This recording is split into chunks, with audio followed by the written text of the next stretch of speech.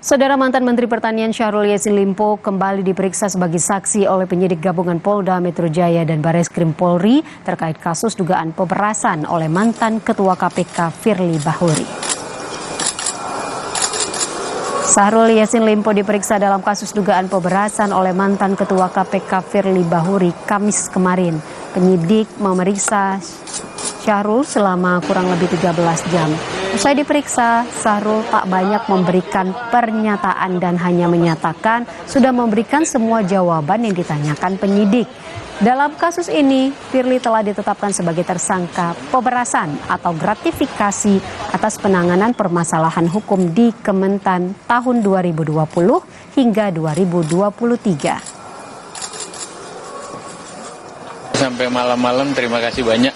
Saya kira apa yang diminta oleh penyidik dan lain-lain saya sudah sampaikan dan sampai tengah malam ini.